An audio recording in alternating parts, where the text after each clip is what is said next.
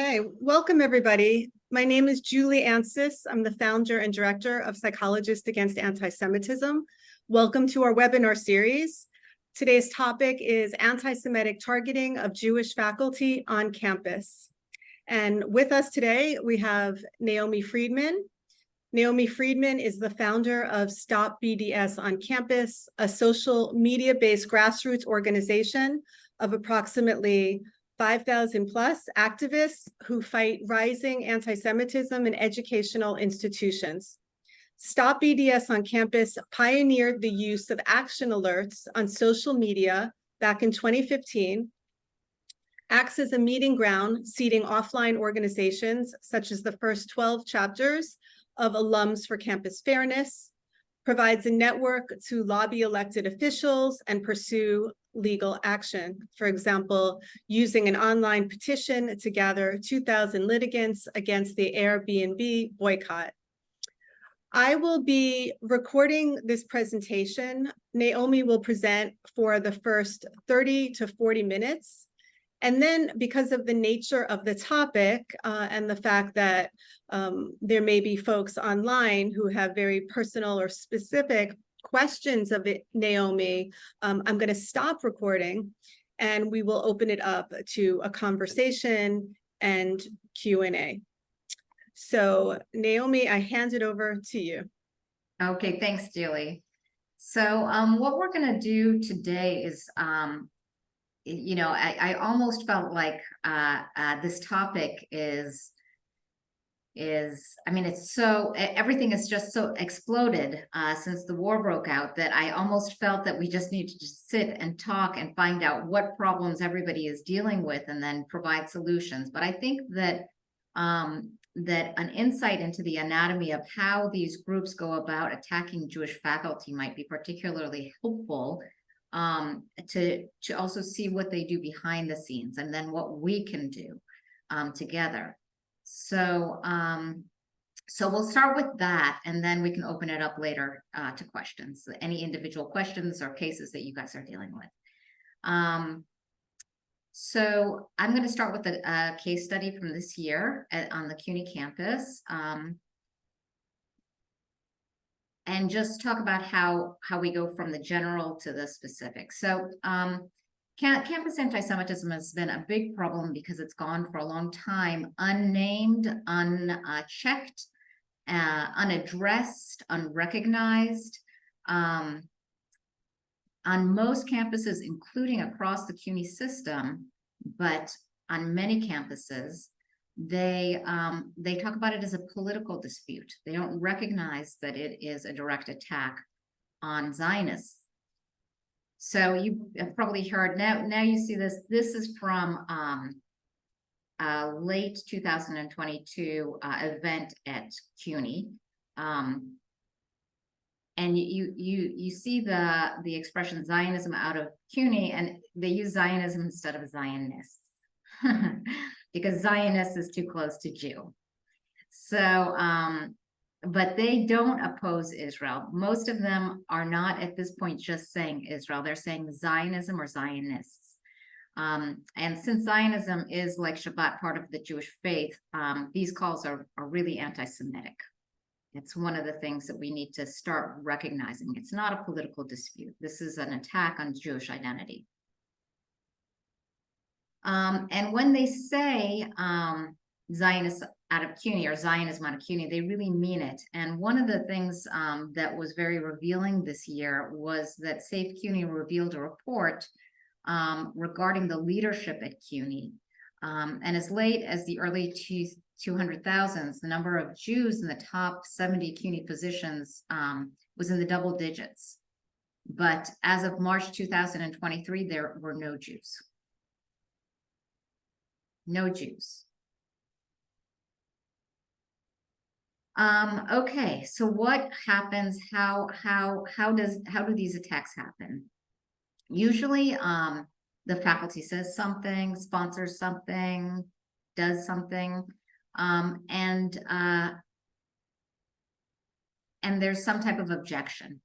The faculty, usually by students, the faculty usually assumes good intentions on the part of the students, and that they just lack knowledge, and that they just need to explain themselves a little better.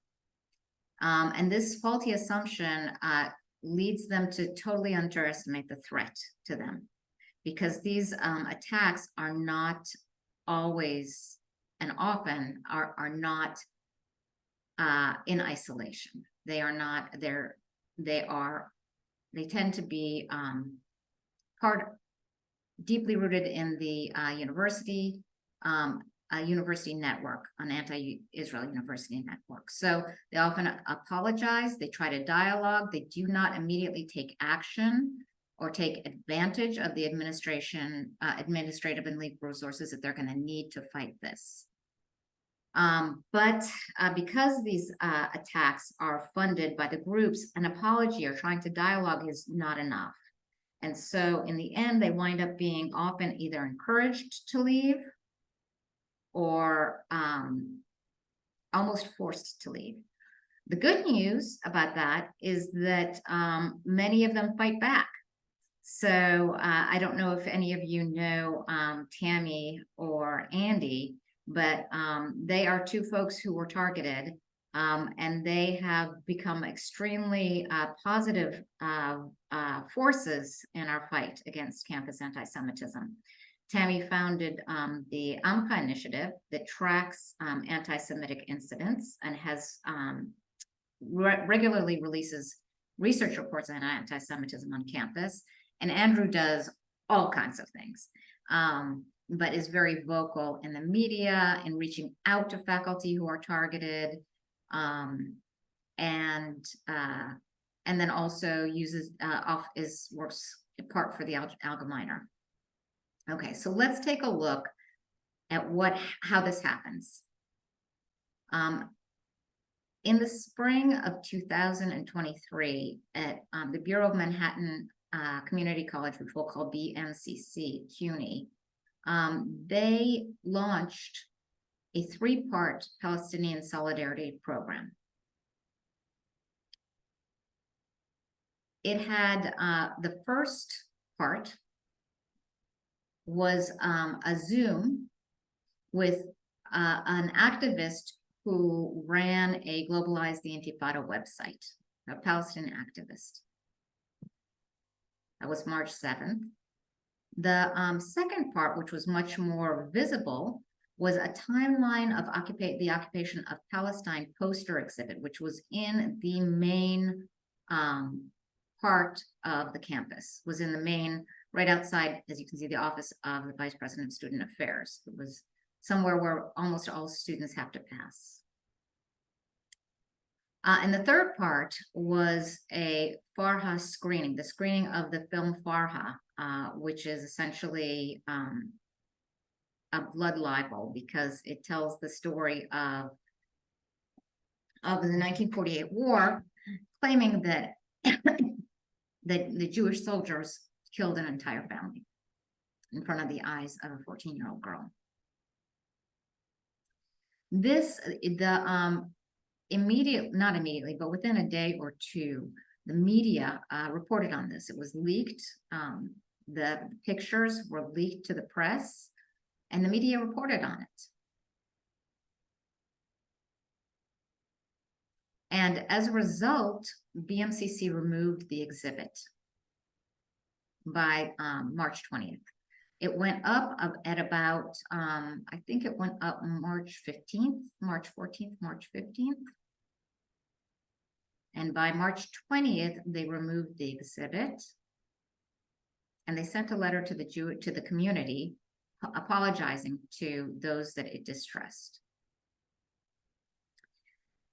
We found out about it. I'm the founder of Stop BDS on campus, but I also work with a lot of other groups, a lot of other newly forming and established groups that deal with campus anti-Semitism. And we found out about it and looked into it, and we noticed a couple of things. First, we noticed that the students were receiving co-curricular transcript credit for the event, for watching this movie. Second, we noticed that it was hosted by the Social Justice and Equity Center. So, and I'm going to call that SJEC.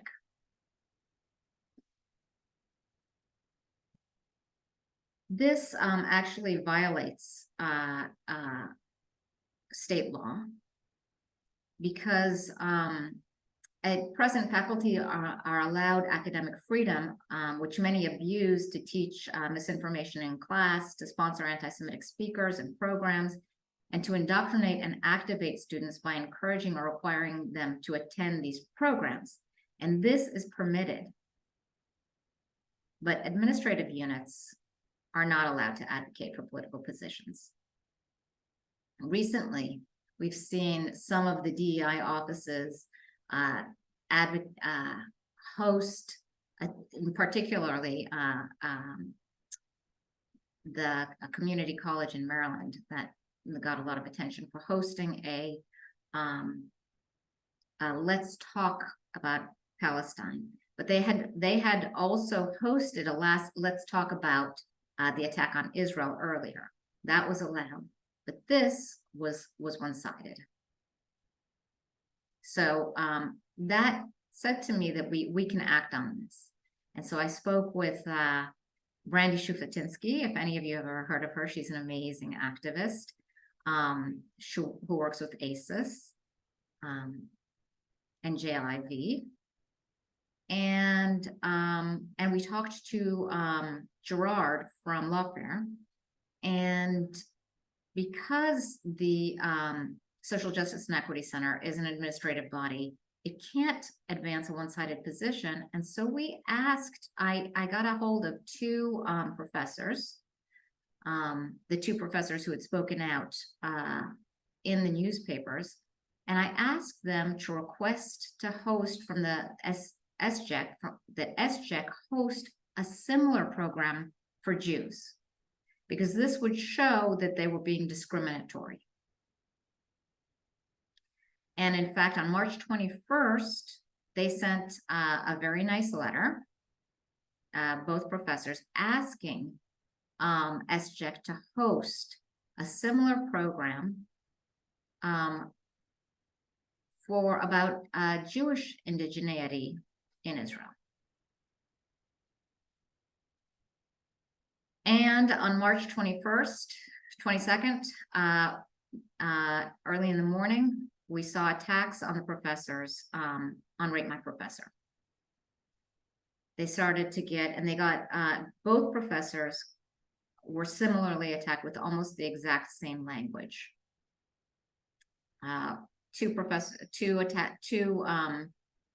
Two Rate My Professor attacks in the morning and 2 in the afternoon. So, so what we did immediately was we launched a campaign making a similar request to sponsor a Jewish program, but also we asked that SJEC or the university provide a speaker for the March 31st Farha event to explain why the movie would be considered anti-Semitic or a case of blood libel, and also to remove the offer of credit for watching the movie.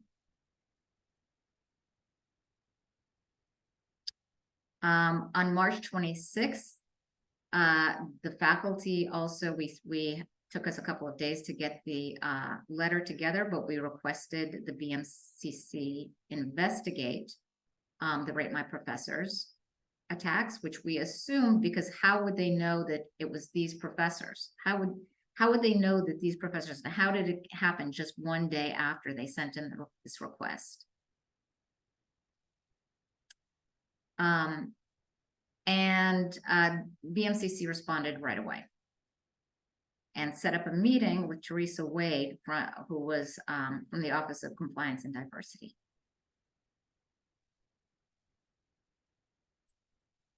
Okay, so between March 23rd and March 28th, Stop EDS sent in 73 emails to SJEC and to the president, and we received no response. And the poster announcing the film was still up. So if you're at a university, you know how nervous sometimes the administration can get if there is a protest being organized on campuses, particularly universities who are not used to that. So we asked Yad Yamin to send in a query letter to the public safety officer and president about a protest. We said, how big could our signs be? Could we use megaphones? Where could we stand? But most importantly, did we need a permit if we had over 100 people?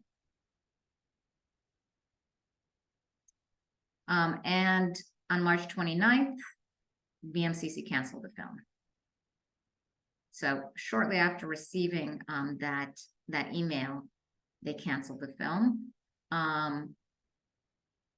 And on March 30th, they emailed the head of Yad Yamin director to report the film. And the film had been canceled. But on March 29th, interestingly enough, another fake defamatory review appeared on the professor's Rate My Professor page.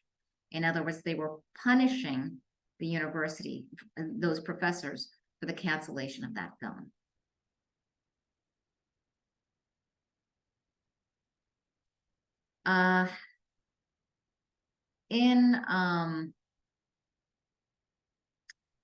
I should say at this point, although we'll go in at this point, a little bit prior to this, I sent in 2 FOIL requests. FOIL requests are like the FOIA requests, to try to figure out who at SJEC might be leaking this information to people who would be attacking the professors on the Rate My Professor site. But in the meantime, we also reached out to the American Jewish Committee, and which now has an office to deal with higher education issues. And Sarah Kudin is assumed that role, and she has been wonderful. So she released a statement, contacted the chancellor, contacted trustees, and to say that to send a message that they really needed to investigate this and find out who's responsible for targeting these 2 professors.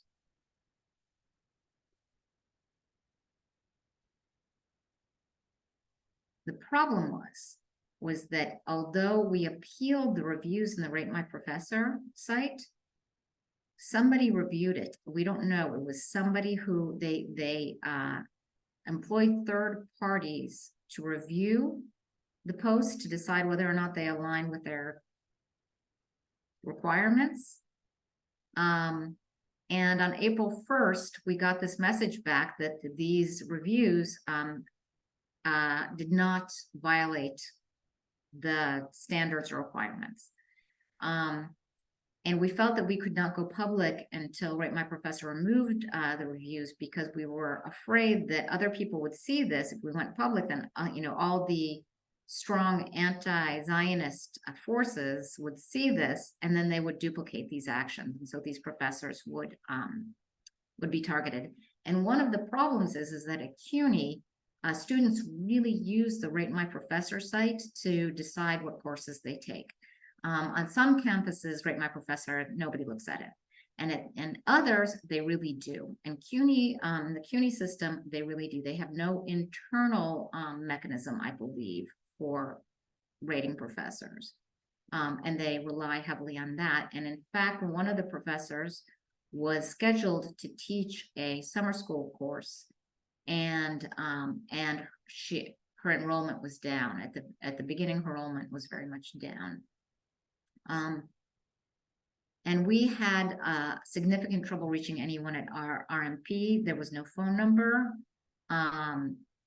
So we were very lucky that one of the leaders of Safe CUNY, Jeff Lax, was very committed and helped us get through to the RMP lawyers through LinkedIn.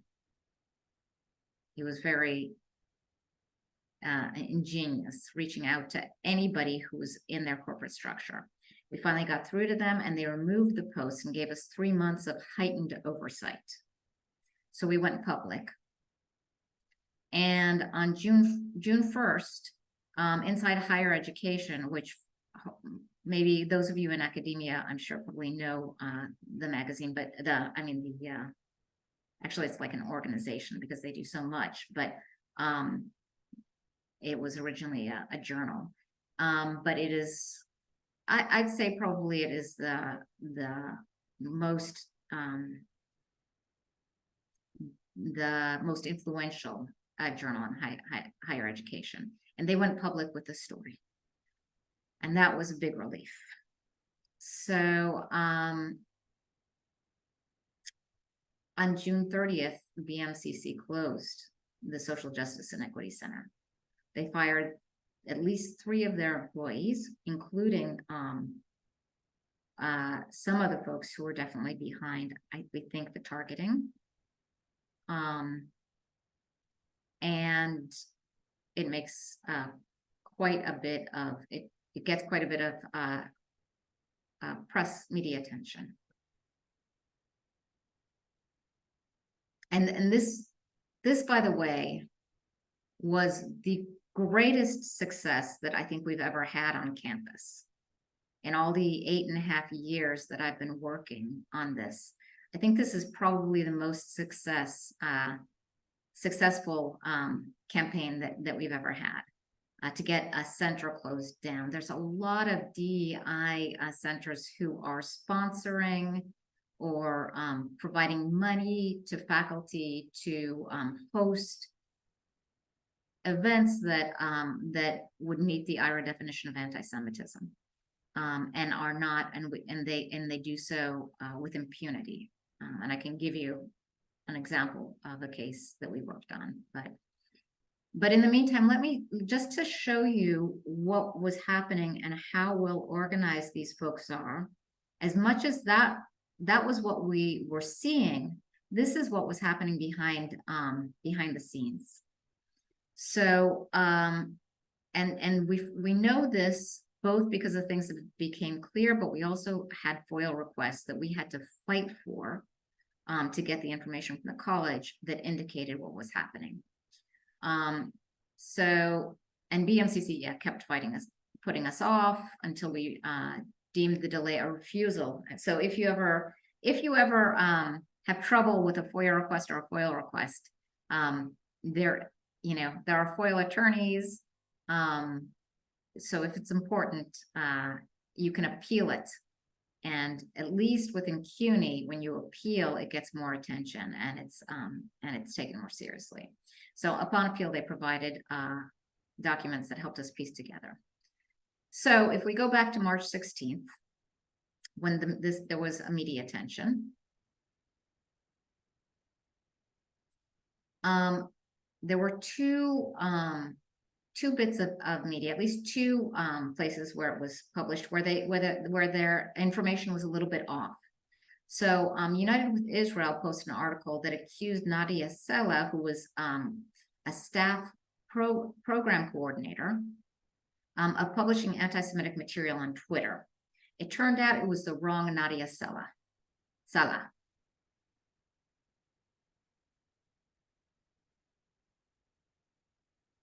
The second thing is that the World Israel News mixed up names. They were quoting one of our professors, one of our Jewish professors who had complained about the event, who had launched the petition for a Jewish program. And then right after they quoted her, they attributed the exhibit to the Social Justice and Equity Center director. And it certainly was organized by the Social Justice and Equity Center, but instead of saying Tammy Valakwe, they said Nadia Sella. So what do Nadia and Tammy do? They launch a claim, they file harassment charges against the 2 professors who spoke to the media. They claiming that they had targeted her as a Muslim, and so it was unlawful discrimination against and harassment of Nadia. And the professors didn't even know who Nadia was. And to do this, they made false claims against the professors.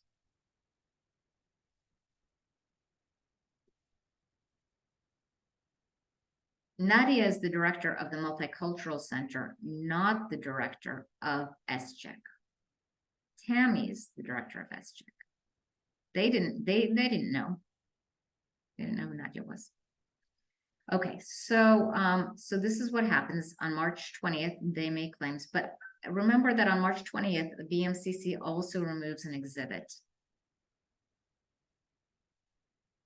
So what does SCHEC do? They host a meeting with anti-Israeli activists, anti-Israeli students, to get them to file complaints. So you can see this is reported by the student affairs person at the Social Justice and Equity Centers. She's logging in complaints to share with the administration. But take a look. When were these complaints made? At 6:41 p.m. and 18 seconds, 6:41 p.m. and 25 seconds, 6:43 p.m. and 14 seconds. So how were these reported? They were reported in person. So somebody went to the SCHEC office. A bunch of students went to the SCHEC office. They got together probably at 6:30. They were told about what was happening, and then they complained about the exhibit being taken down. So they have activated this administrative body within a university institution, has activated students to complain. And are literally in close contact with these students and telling them. And we know from the FOIL requests that they also forwarded information, but we don't know. They blocked out the names, so we don't know. Okay, so they file these complaints. In the meantime, look at what happens next. The CUNY for Palestine, with many groups across CUNY. So you see CUNY for Palestine proper, you see Palestine Solidarity at Hunter College, you see the SJP of City College, SJP of Brooklyn College, and several others, John Jay, etc. All launch a petition together. What is the goal of this petition? In coalition between all CUNY SJP groups and CUNY for Palestine, we stand in solidarity with the Bureau of Manhattan Community College Social and Justice Equity Centers, who have faced censorship and a series of online attacks after uplifting the Palestinian struggle through an educational event series. So they say SCHEC was falsely accused of anti-Semitism by multiple Zionist media outlets, and Camera had done an analysis of the content of this display to explain where it crossed the line into anti-Semitism.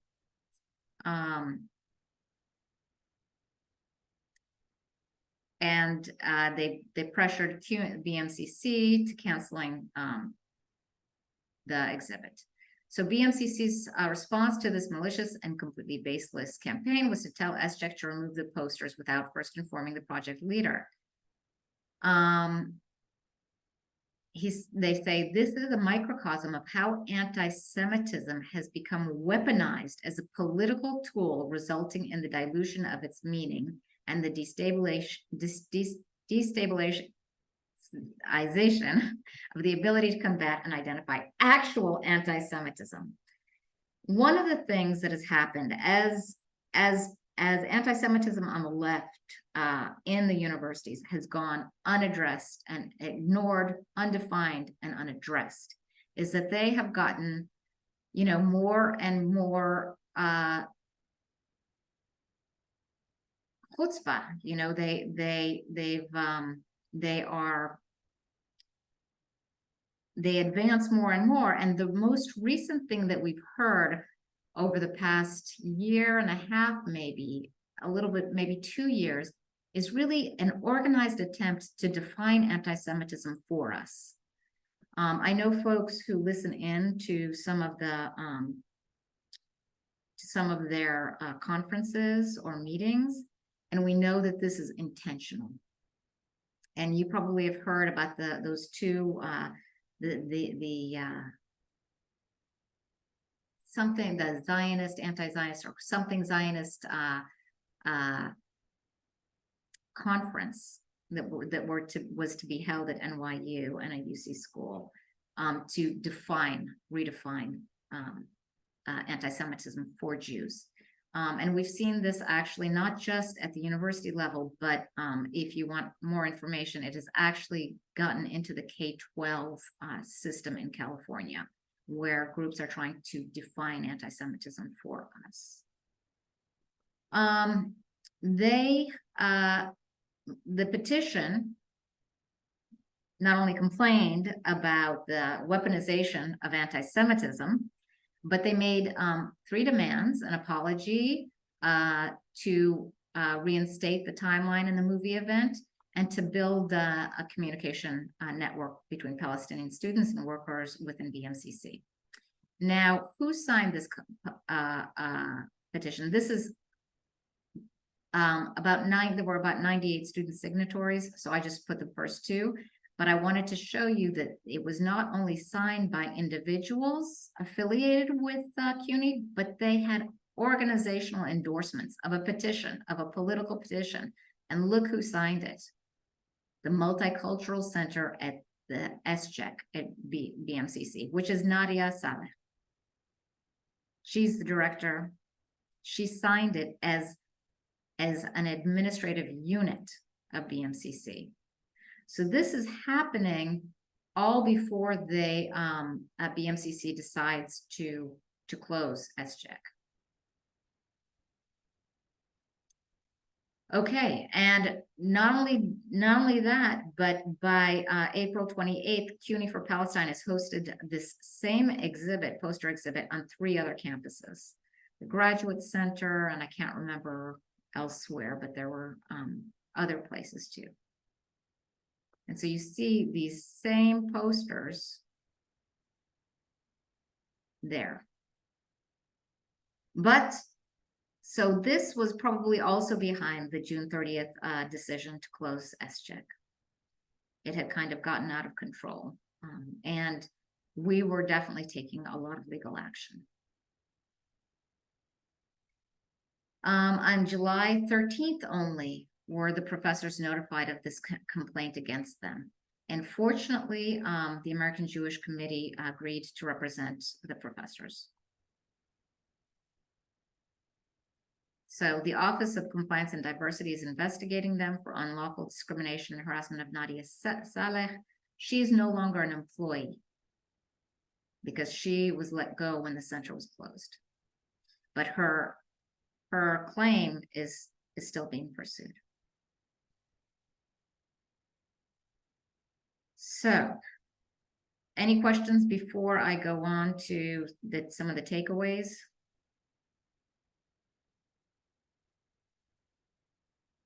Yes, Carrie? It's Carrie.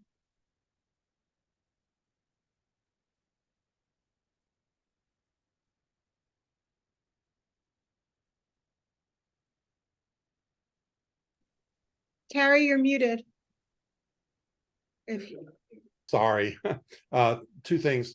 The prohibition against administrative units making formal political statements, is that a BMCC rule, or is it broader than that? And it is usually broader than that. For example, in North Carolina, we have a state law that says that, and usually I think that most states have this law. I'm not sure that's true. But so is there something in writing for BMCC or other CUNY campuses? As far as not being able to violate, not being able to Prohibiting issuing political statements like that. so there is something, I think, in New York. There's a New York state law. Okay. Similarly, in North Carolina, I know there's a state law, and I think, and I know that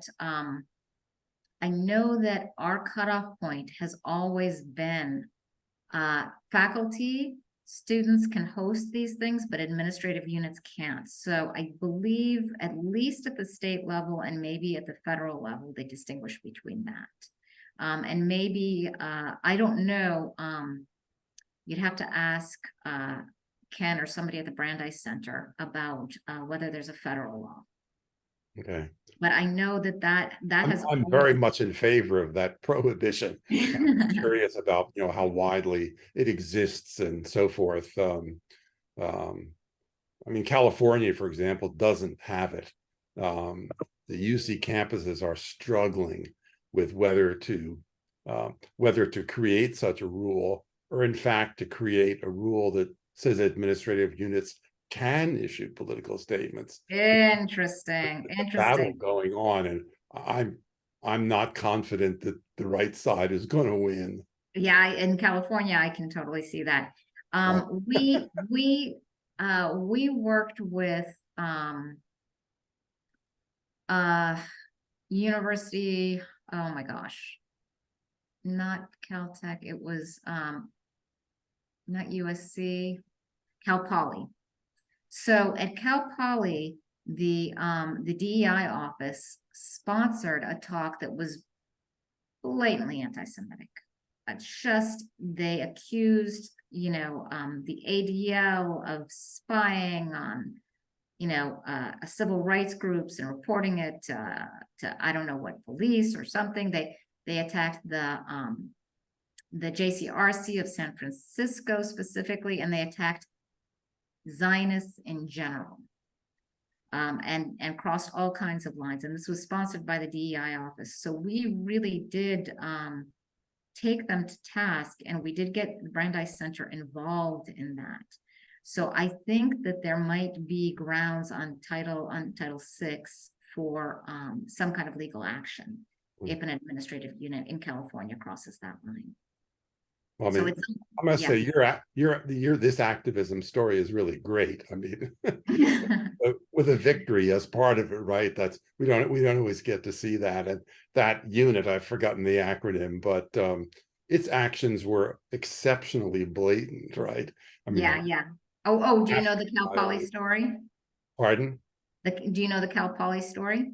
Oh, I see. Yeah, you mean the DEI, the Diversity, Equity, and Inclusion offices? I mean, your unit at BMCC. Right, SJEC. Yeah, the Students for Justice, for the Social Justice and Equity Centers. Yes, very blatantly. They didn't really hold back. They really and a lot of them, the more success they have, the less they hold back. So that's how we got to this point, is that they went undefined, and people were reticent because they said it's a criticism of free speech, even though last year they were already calling for one solution, Intifada, revolution on campus after campus. And that is, I mean, that's pretty close to incitement, I think, of violence. So, and yet nobody first wanted time to the school cafeteria blows up, people will probably feel that, that constituted incitement. Yeah, exactly. Hindsight. So, yeah. I don't want to hog the space, but the other question I had was whether you think the faculty in your area feel adequately personally supported in the struggle against anti-Semitism. The conversations I've been having recently suggest that they are much more graphically around the country not feeling supported in the wake of October 7th. Well, so I haven't spoken so much with faculty since October 7th, but I can tell you that the faculty in CUNY are absolutely not supported. Not even with everything that happened at the city council, I guess a year and a half ago. They are definitely not supported. And I think that faculty around the country, Jewish faculty around the country, are not supported. And very isolated. Even, we talk about students, but wow, faculty are even more so isolated and targeted, and afraid to speak up, because in many cases it's tenure. So at Cal Poly, when we worked on Cal Poly, we had Jewish faculty who would have loved to join our cause, but were afraid to because they wanted to be tenured. So, okay. So anything else? Anyway, you're doing great work. Thanks. Thanks. Any other questions before I go on to the general takeaways? Okay, so let's just talk generally. What lessons do we have on what good defense are offered to these isolated faculty? First of all, there's an organization called the Academic Engagement Network, and that can be helpful. Miriam Ellman is an amazing individual, and she's their director. Amazing person. But that also, we found that faculty, for example, at USC, at University of Southern California, there was a group of faculty who joined the Academic Engagement Network, and they were able to jointly lobby the administration. The administration hates them, but they were able to speak together and be united, and I think that was a very a helpful thing. So using the Academic Engagement Network as a way to connect to other people within your own institution, to get more people involved within your institution, may be a good thing. But there are formal organizations, there's also informal organizations. So I would highly recommend that anybody who is on campus find the allies within your own institutions. So this was University of Southern California, and they had, I think, 61 faculty members who were part of this group, which is great. Organizations. And it might be a little bit late for that, but as you know, like the APA or any other organizations, these professional organizations are really tough. So, but find your allies. One of the things that is very problematic among Jews is that we're all so intelligent that we have many opinions. And we argue, and we analyze the nuances, and then we cannot unite. We need to unite. There can't be any question about as much as we all think that there's one right way. One of the things that the main strategy that I've always adopted is that any strategy, we are so far behind on this. We are so the tidal wave has already peaked. Any strategy we need to support, even if we think it's the wrong strategy. Any strategy that takes action, we need to support. I mean, not to an extreme, right?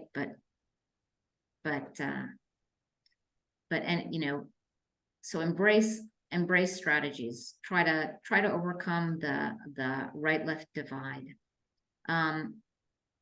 So find allies within your institutions, your organizations, and within your communities, and do that now. And begin communicating and cooperating regularly now, because even if it hasn't happened to you yet, it could easily happen. The folks who are anti-Zionists even if they are called out during this war, they are well organized, they are well funded. They have been infiltrating from the ground up for years. Both city councils in North Carolina Democratic Party just rejected the Jewish caucus's bid to be recognized. And that was done because the folks who had taken over the positions that decide whether or not an organization can affiliate as a caucus or an auxiliary organization within the North Carolina Democratic Party, those who took over those positions were anti-Zionists, and they had actually authored the resolutions that were anti-Semitic a year and a half ago. So they are, it is important to start to network and form these organizations. Know your institution's policies and the resources available to you if you're attacked. I know from talking to Andrew Pessin that he did not initially realize that there were resources that he could have and should have utilized, and he didn't realize how easily those who were supposed to represent his interests would not represent those interests. So, and then the Brandeis Center for Human Rights under Law has joined with the ADL to provide legal defense. I believe that this is not only for students, but for faculty. I know that Brandeis has helped faculty in the past, but there at this point should be a wide options for legal defense. And if you have any trouble with that, then Andrew Pessin is somebody who will absolutely help other faculty who are in trouble. So, lessons on a good offense. Okay, so if this is not happening and you don't have to play defense, or you don't like to play defense and you want to play offense, that would be good. There are some really, really important things that Jewish faculty around the country really need to do. And one is volunteer for committees that appoint positions of leadership in your institutions and organizations. So I'll just give you an example. At Cal Poly, we have a Jewish faculty member who is trying to decide, who is on the committee to appoint the head of the Diversity, Equity, Inclusion Office. And that has, and he has stayed on, which is not an easy thing to do, but he's done that, and that's been a wonderful thing. I know that those positions, it can be hard to get on, hard to stay on, hard to get your voice felt, but if you can organize with other Jewish faculty to get on those committees, that will be super helpful, because as you saw in CUNY, Jews are being passed over for leadership positions at universities, and that's going to be very, very bad. The second thing is to develop, if possible, this isn't always possible, but some people do it. I know one of our professors at my alma mater has done this, but develop relationships with donors and keep them abreast of the anti-Zionist activity on campus. More and more also, I have to say that alum and parents are organizing together on a campus by campus basis. So if there are alums and you can find out, there's a group called Alums for Campus Fairness, and they have several chapters. There are also groups like I'm an alum of Williams College, and we are not affiliated with ACF, but rather affiliated with the college. I know one of our activists is also affiliated with a Jewish organization at Cornell. So sometimes they're affiliated with the organizations, but find if you through other groups or other people or word of mouth, develop relationships with donors, with parents, with alum. The other thing that you can do is you can encourage leadership to take advantage of the AJC programs for leaders. They've got a project, something called Project Interchange, and they're doing this not only for now campus the presidents of universities, but also for DEI leaders. So, and they're sending them to Israel for so that they can see what is really going on. I imagine that they aren't sending them to Israel now, but they were. And the truth of the matter is that I think it was the BMCC president who had been on the Project Interchange, and so I think that the reason why he pulled that exhibit so quickly was because he had been on Project Interchange. So, and there may be other programs as well. So we need to find out all of those programs for leadership. Certainly AEN has some programs for leadership, but the AJC Project Interchange, we certainly, I think, saw some of that, the effectivity of it. And join with allies to bring, this is difficult. I said join with allies to bring pro-Zionist programs and to press your institutional leadership to condemn all incidents that meet the IRA definition of anti-Semitism. I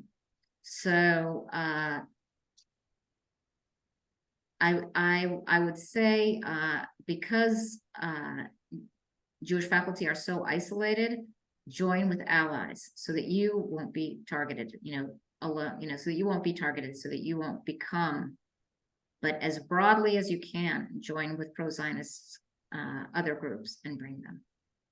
If there's a CUFI on your campus, Christians United for Israel, if there's anything. Okay, and that I think, yep, and that concludes what I had to say. And I can take questions about this. Thank you so much, Naomi. That was extremely informative and very inspiring with regard to the actions that you've taken and the patience that you have to pursue what you need to pursue, justice, and see the results of those actions. So at this point, I'm going to stop recording. Okay.